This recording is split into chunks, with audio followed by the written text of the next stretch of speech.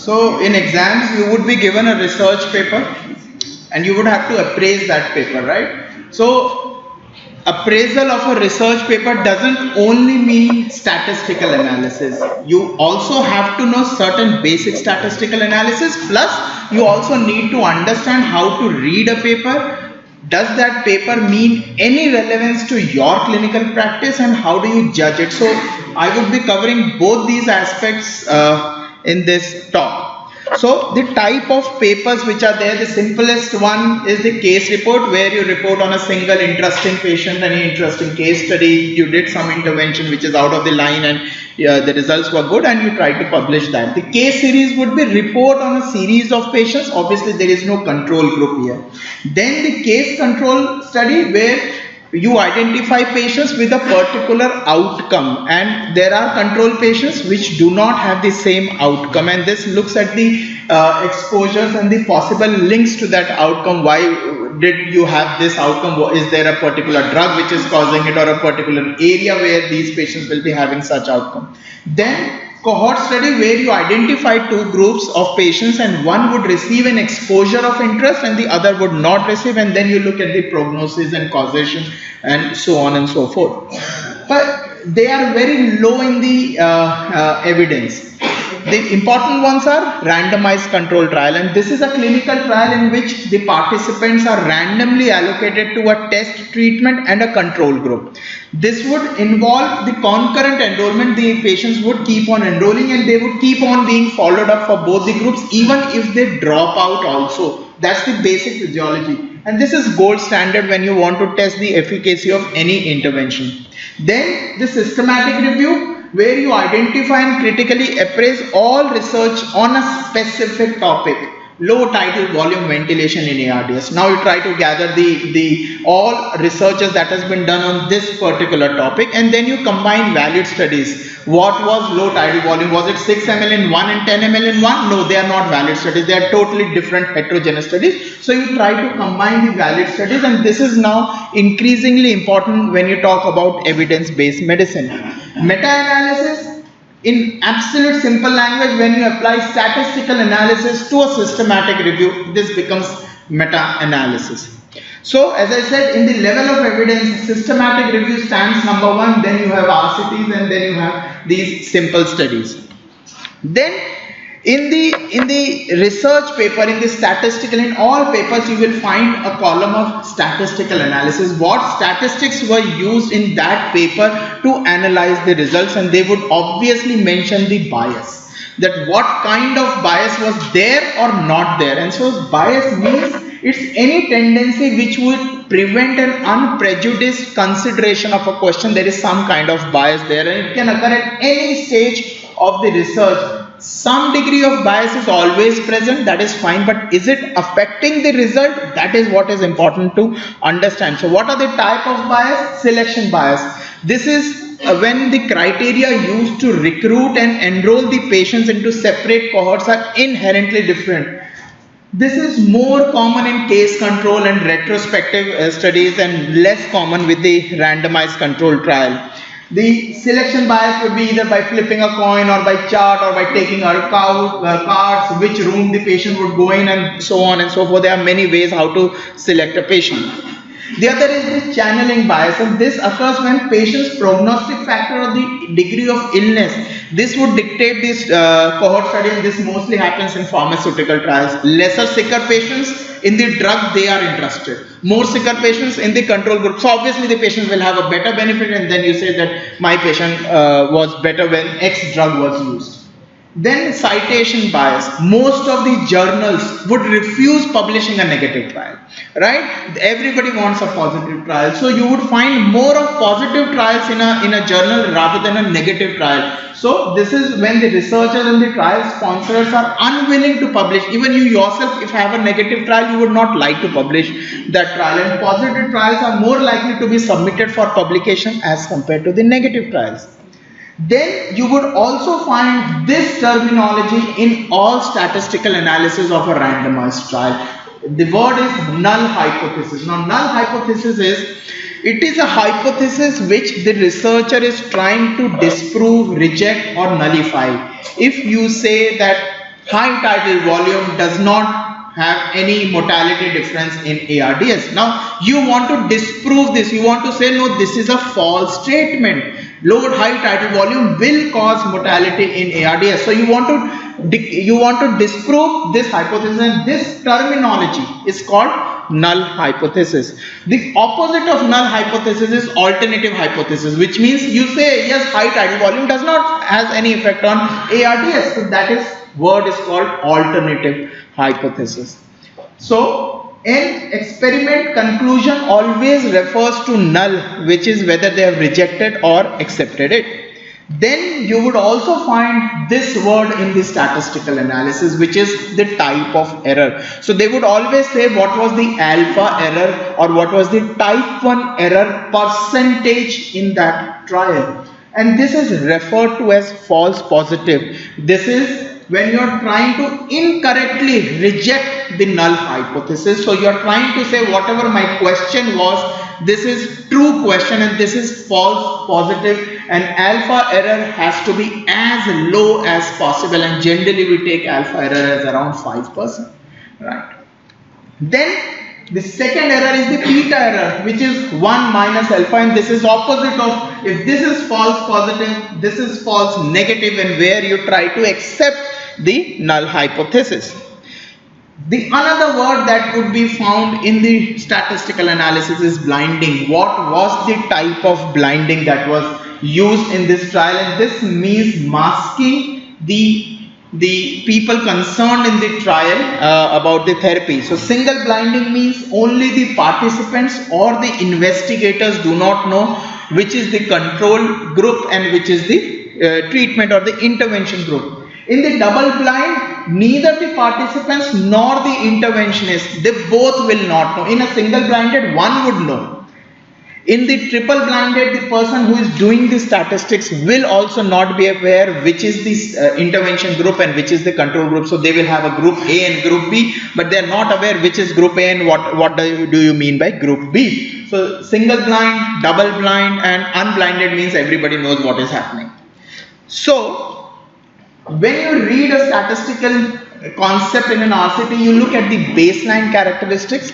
So you look at the age, sex distribution, severity of illness should be the same. So if they have used any severity score, let's say they have used Apache 2. So the two groups should have the same Apache, one having an Apache baseline mean Apache of 10 and the other having a mean Apache of 20. That means they are different. The sicker population is in one group and less sicker is in the other group. So the results would change. So the severity of illness should be same in both the status, in both the groups.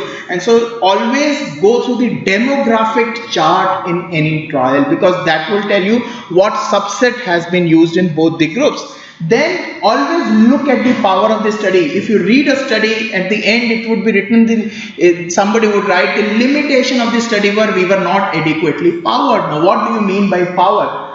Around 80% should be the power, and this is also calculated as 1 minus beta. Then the terminology is intention to treat. That doesn't mean that I have an intention to treat the patient. No, intention to treat means when you are dividing these patients into two groups. Let's say 100 patients went to group A and 100 patients went to group B. When you are following them up, 5 patients went out of group A, they did not follow up, and 5 patients from group B did not follow up. So end of the day your result would be 95-95? No, your result would be out of 100-100. So you would follow up all those patients who have even withdrawn from the trial, so that the result does not get biased. And this terminology is called intention to treat. So even patients who are dropping from the follow-up part also has to be followed up in the statistical analysis. Per protocol analysis, that only patients who complete the entire protocol. So now 95 are left. You are taking the data of only 95 patients from each group and you are trying to complete the trial by taking them into final analysis.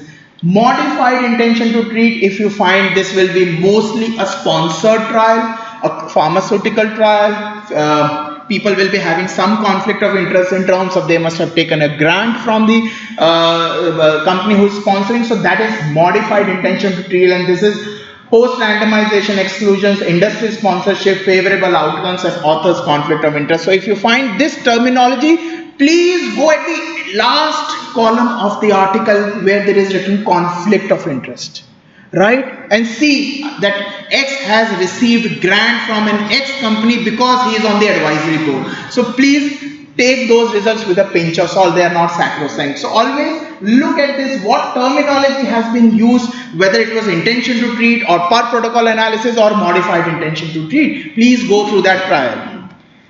Now, how to interpret these results? We also know the value of P. We are all mad about P values, right? Any article, P value kya hai iski, right? So what do you mean by P value? So P value refers to the probability that any particular outcome was not by chance.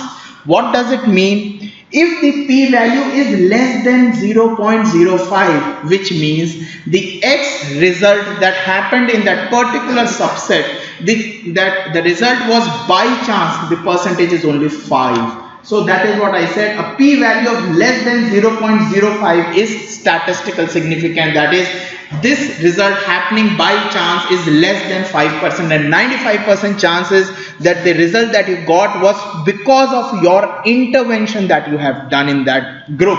And so the value is 0.05. As I said, if it is 0.05 and less, you say it is statistically significant result, and if it is more than that, you have a non-statistical result.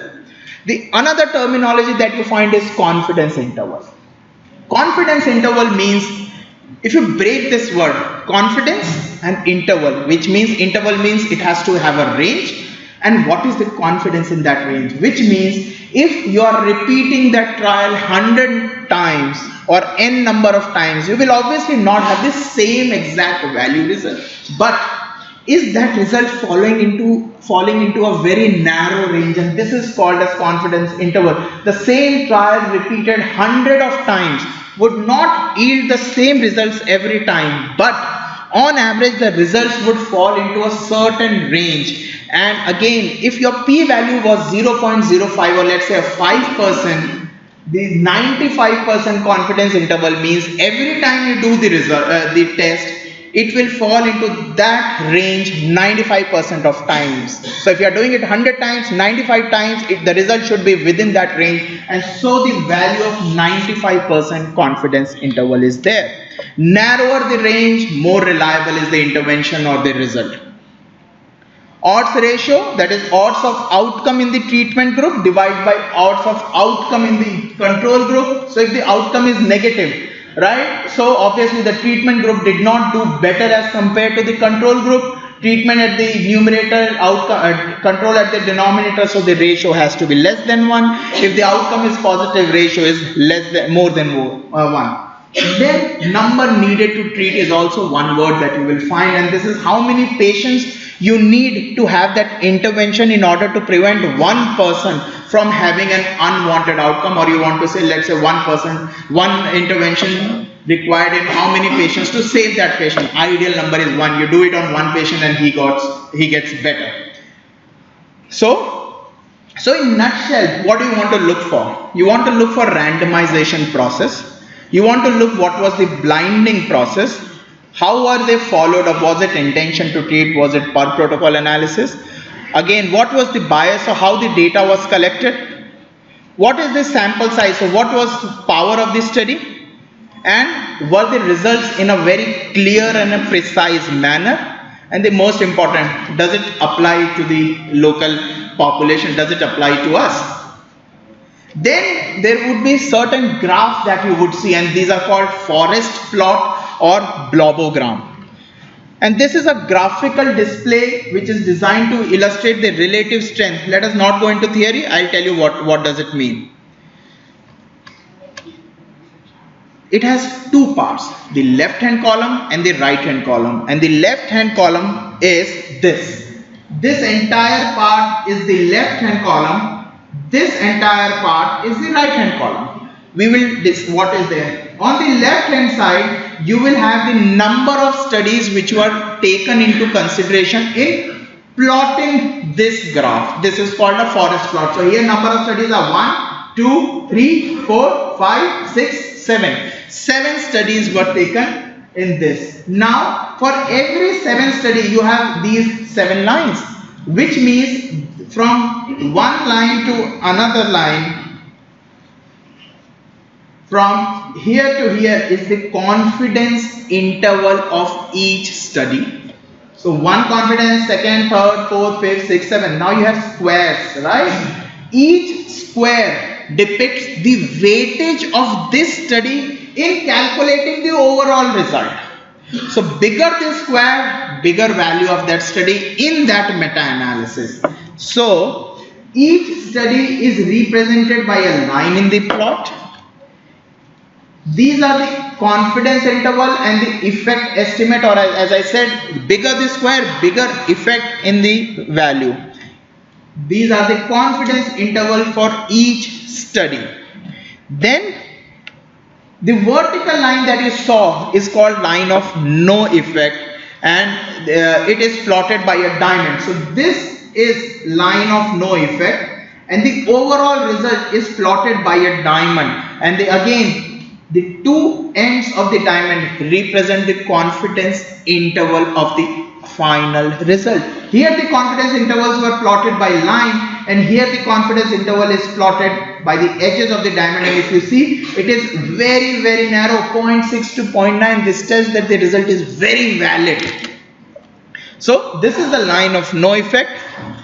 The two labels, what are you comparing? And at the bottom you will find p-value. You will also find test of heterogeneity. I will go in detail a little bit.